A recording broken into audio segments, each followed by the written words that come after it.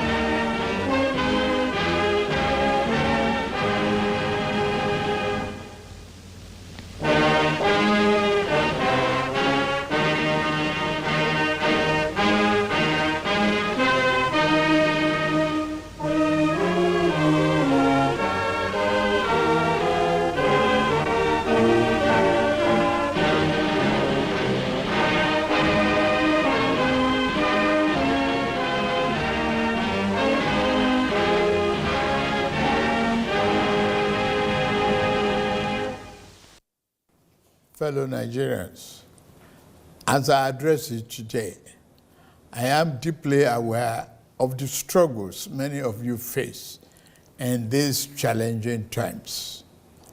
Our administration knows that many of you struggle with rising costs and the search for meaningful employment. I want to assure you that your voices are heard. As your president, I assure you that we are committed to finding sustainable solutions to alleviate the suffering of our citizens.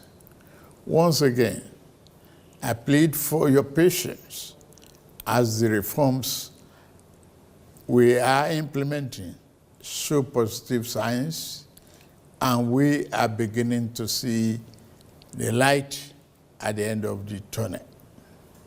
Exactly 64 years ago, our founding fathers chose democracy as a form of government and launched the dream of a great country that would lead the rest of Africa out of poverty, ignorance, and underdevelopment.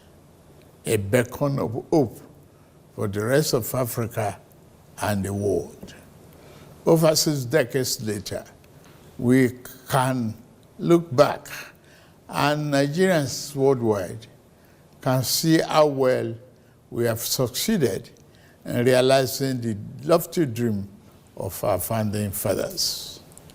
The world is witnessing and benefiting from the can-do spirit of Nigerian people, our massive intellectual capacity, and our enterprise and industry in all vocations, from art to science, technology to infrastructure. The dreams that our founding fathers envisaged are still work in progress. Every day, we put our hands on the plow, determined to do a better job of it. While it is tempting to focus on what has been left undone and where we have stumbled as a nation, we must never lose sight of how far we have come in forging and holding our country together. Since independence, our nation has survived many crises and upheavals that led to the dissolution and disintegration of many other nations worldwide. 6 years after independence, our country descended into a political crisis that led to a bitter and avoidable civil war. Since returning from the brink of that darkest moment, we have learned to embrace our diversity and manage our differences better as we continue to work towards engendering a more perfect union. Despite the many challenges that buffeted our country, we remain a strong, united, and viable sovereign nation. Dear compatriots, our independence anniversary gave us another chance to reflect on how far we have gone in our journey to nation building and to renew our commitment to building a better nation that will serve present and future generations of Nigerians. While we celebrate the progress we have made, as people in the last 64 years, we must also recognize some of our missed opportunities and mistakes of the past if we are to become one of the greatest nations on earth, as God has destined us to be. Our mistake must not be follow into the future. My administration took over leadership of our country 16 months ago at a critical juncture. The economy faced many headwinds and our physical security highly impaired. We found ourselves at a distant crossroad where we must choose between two paths: reform for progress and prosperity, or carry on the business as usual and collapse. We decided to reform our political economy and defense architecture. On the security front, I am happy to announce to you, my compatriots, that our administration is winning the war on terror and banditry. Our target is to eliminate all threats of Boko Haram, banditry, kidnapping for ransom, and the scourge of all forms of violent extremism. Within 1 year, our government has eliminated many Boko Haram and bandit commanders faster than ever. As of the last count, over 300 Boko Haram and bandit commanders have been eliminated by our gallant troops in the northeast, northwest, and some other part of the country. We have restored peace to hundreds of communities in the north, and thousands of our people have been able to return home. It is an unfinished business, I agree, which our security agencies are committed to ending as quickly as possible. As soon as we can restore peace to many communities in the troubled part of the north, our farmers can return to their farms. We expect to see a leap in food production and a downward spiral in food costs. I promise you, we shall not falter on this.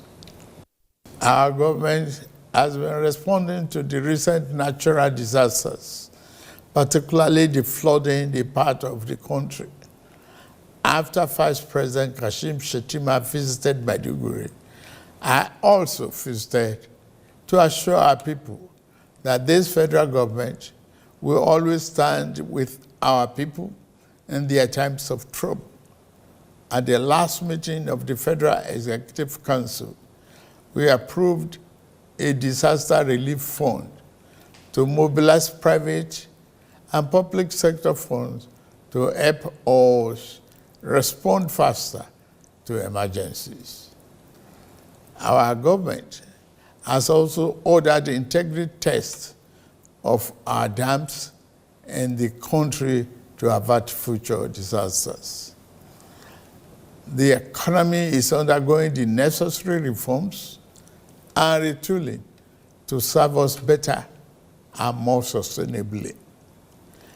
If we do not correct the physical misalignment that led to the current economic downturn, our country will face an uncertain future and the peril of unimaginable consequences.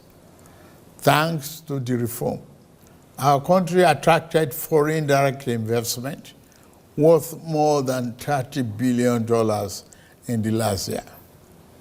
Fellow compatriots, our administration is committed to free enterprises, free entry, and free exit in investment while maintaining the sanctity and efficacy of our regulatory processes. This principle guides the divestment transaction in our upstream sector, where we are committed to changing the fortune positively. As such, ExxonMobil surplus divestment will receive ministerial approval in a matter of days, having been concluded by the regulator, NUPRC, in line with the Petroleum Industry Act, PIA. This was done in the same manner as other qualified divestment approved in the sector. The move will create vibrancy and increase oil and gas production positively, impacting our economy. The more disciplined approach adopted by the central bank to monetary policy management has ensured stability and predictability in our foreign exchange market. We inherited a reserve of over 33 billion 16 months ago.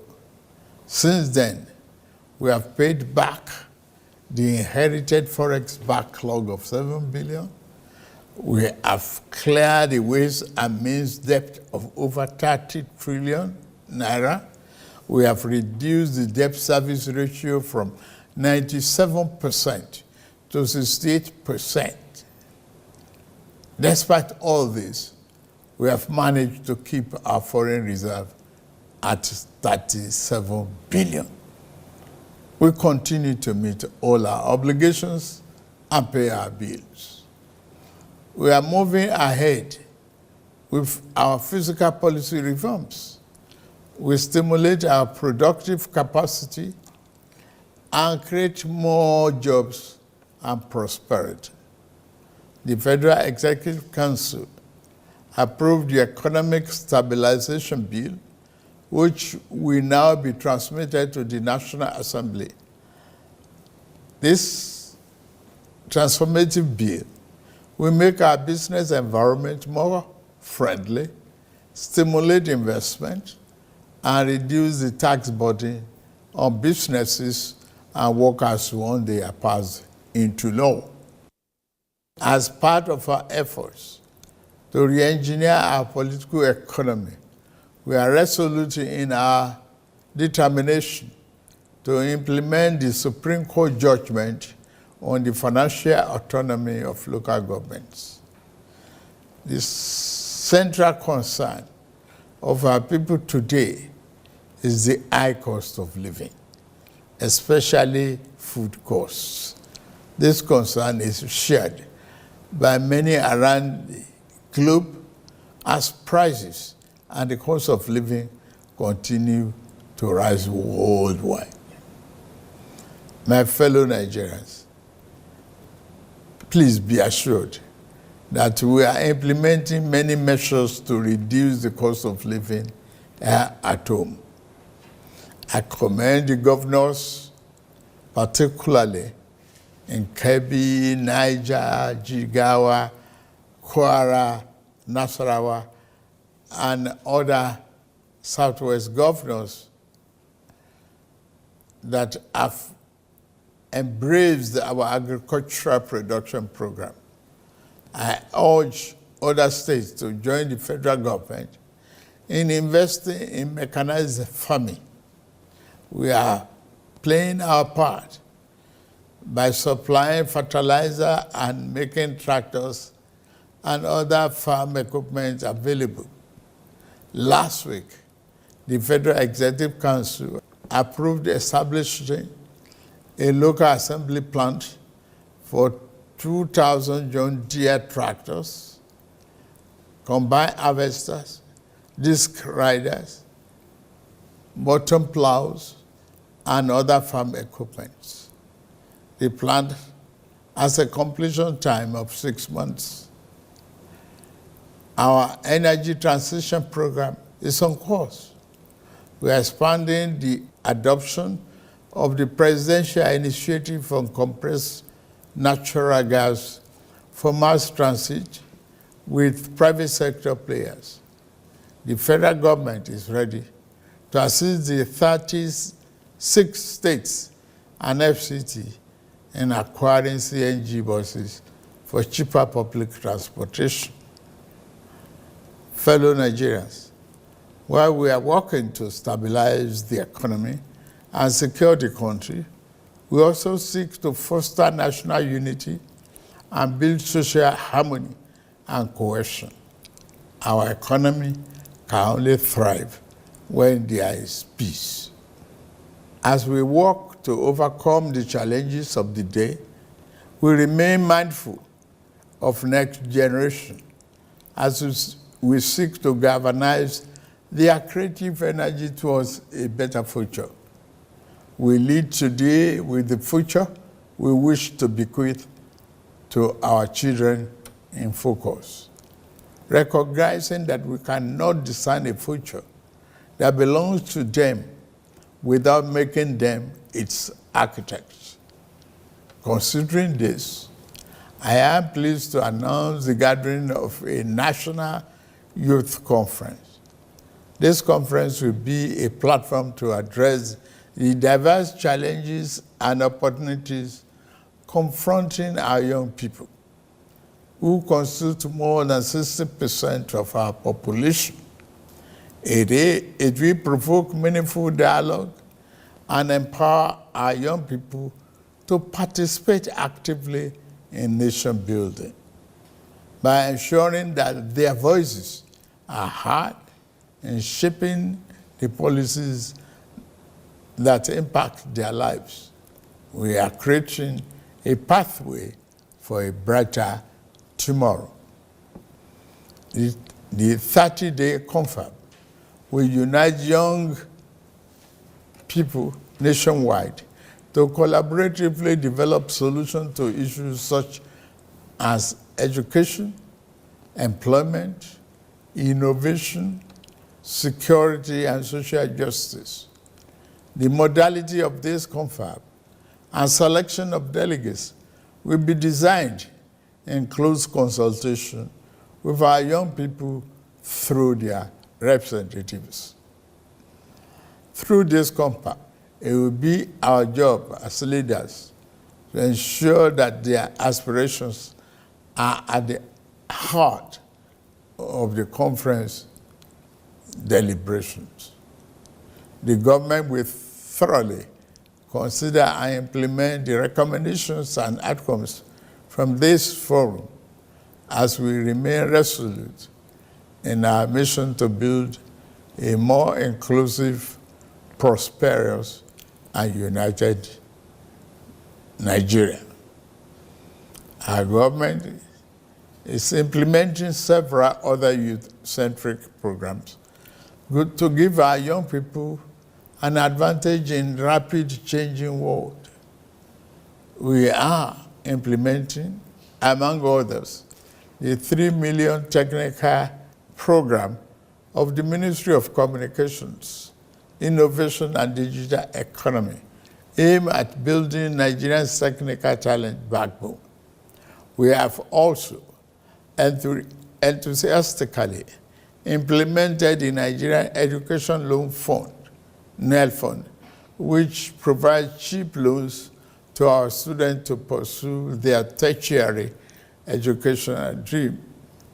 In addition, later this month, we shall launch the Renewable Hope Labor Employment and Empowerment the LEAP, it is conceived as a comprehensive suite of interventions and job creation by Federal Ministry of Labor and Employment that is aimed at facilitating the creation of 2.5 million jobs directly and indirectly on an annual incremental basis, while simultaneously ensuring the welfare and safety of workers across the country, as is the tradition. The government will soon announce all the beneficiaries of our national honors for 2024. The Senate President and the Chief Justice of the Federation have been conferred with the honor of the Grand Commander of the Order of the Niger, GCON. The Deputy Senate President and the Speaker of the House of Representatives have honor of Commander of the Order of the Federal Republic, CFR, while the Deputy Speaker of the House has been awarded Commander of the Order of Niger, CON. Fellow Nigerians, better days are ahead of us. The challenge of the moment must always make us believe in ourselves. We are Nigerians, resilient and tenacious. We always prevail and rise above our circumstances. I urge you to believe in our nation's promise. The road ahead may be challenging, but we will forge a path towards a brighter future with your support. Together, we will cultivate a Nigeria that reflects the aspiration of all its citizens, a nation that resonates with pride, dignity, and shared success. As agents of change, we can shape our destiny and build a brighter future by ourselves, for ourselves, and future generations. Please join us and join our administration in this journey towards a brighter future. Let us work together to build a greater Nigeria where every citizen can access opportunities and every child can grow up with hope and promise. May God continue to bless our nation and keep members of our armed forces safe.